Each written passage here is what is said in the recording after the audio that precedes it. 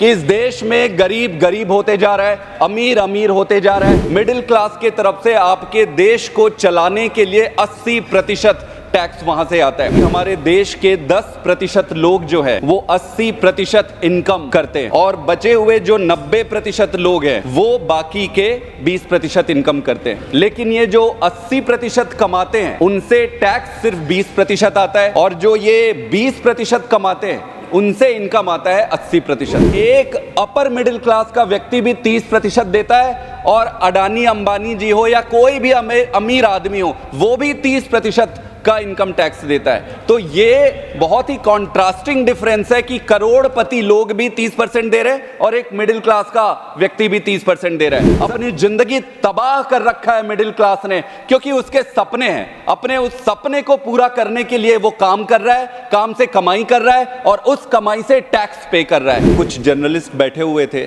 और वो जर्नलिस्ट प्रधानमंत्री जी से एक प्रश्न पूछते हैं कि इनकम इनइक्वालिटी के बारे में आपका क्या मत है।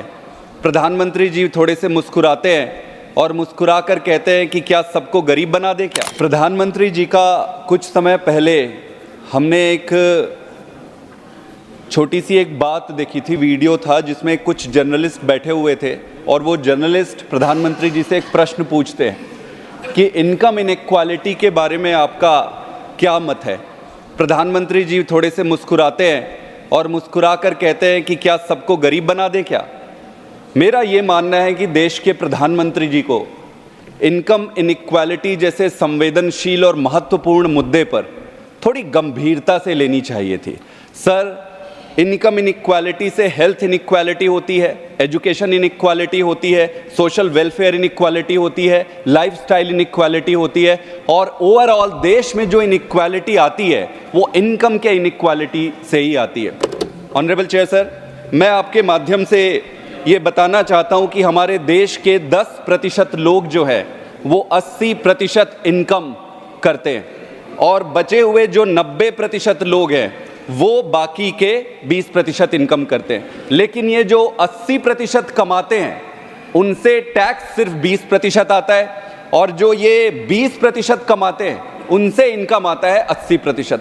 इसका कहने का मतलब ये है कि आपको ज़्यादा कमाने वाले अमीर लोगों के तरफ से टैक्स का कंट्रीब्यूशन कम है और जो मिडिल क्लास है, मिडिल क्लास के तरफ से आपके देश को चलाने के लिए 80% टैक्स वहां से आता है। ये इनइक्वालिटी का एक झलक है ऑनरेबल चेयर सर, और ये ऐसा झलक है जो किसी भी व्यक्ति को, समझदार व्यक्ति को ये स्पष्ट कर देगा कि अगर ऐसा चलता रहा तो देश विकासशील से विकसित कभी नहीं बन पाएगा। ऑनरेबल चेयर सर, अगर आप देखेंगे कि कॉर्पोरेट टैक्स 9 लाख करोड़ का है, इनकम टैक्स 11 लाख करोड़ का है और जीएसटी जो है 10 लाख करोड़ का है। 10 साल पहले अगर आप देखेंगे तो कॉर्पोरेट टैक्स ज्यादा हुआ करता था, डबल होता था और इनकम टैक्स कम हुआ करता था।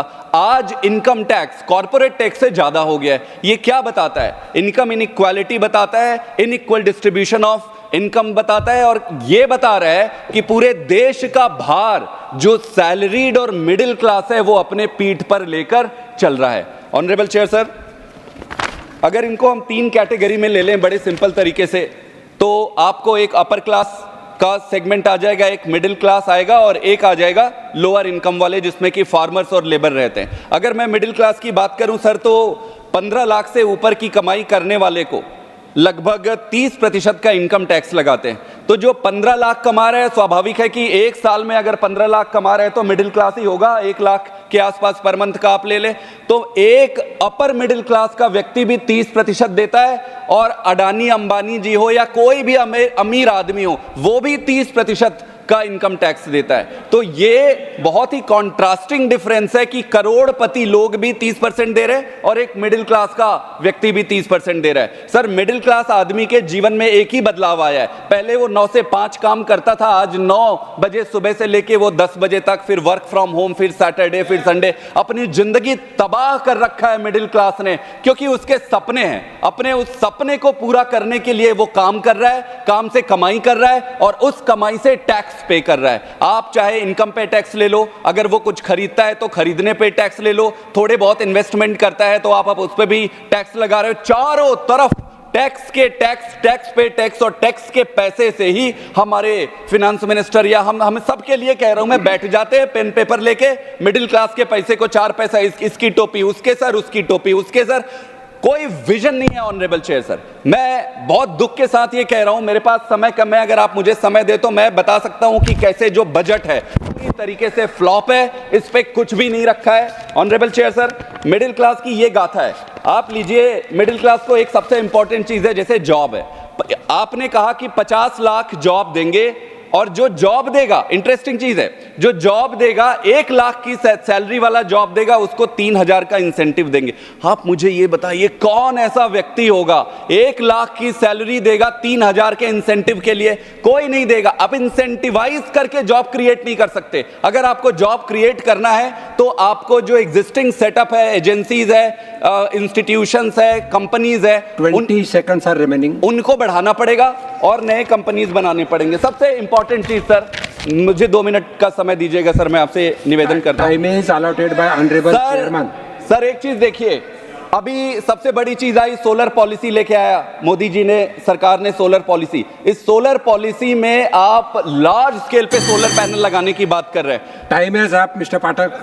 Sir 50 billion, sir 50 billion Adani ने 50 बिलियन का इन्वेस्टमेंट किया है। क्या आपने दूसरे फैसिलिटीज इंफ्रास्ट्रक्चर तैयार किए हैं? आपने कोई तैयार नहीं किया है। कॉपर की कंपनी अडानी जी के तरफ से लगा हुआ है, कॉपर की कंपनी लगाते हैं। Import duty honourable chair sir, import duty 2.5 से 0 कर देते हैं। हजारों करोड़ का फायदा होगा जो कॉपर के इनगट लेके आ रहे हैं। कॉपर की ड्यूटी को 2.5 से 0 क्यों किया गया? किसको फायदा देने के लिए किया गया?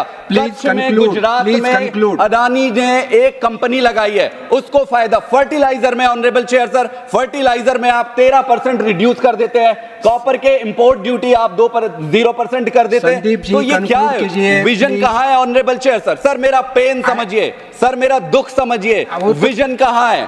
10 साल पहले से बजट बनते आ रहे हैं सर, आज भी बजट पे कुछ भी नहीं है। I am calling next speaker sir, you have to conclude. I am calling next speaker, please. Thank you.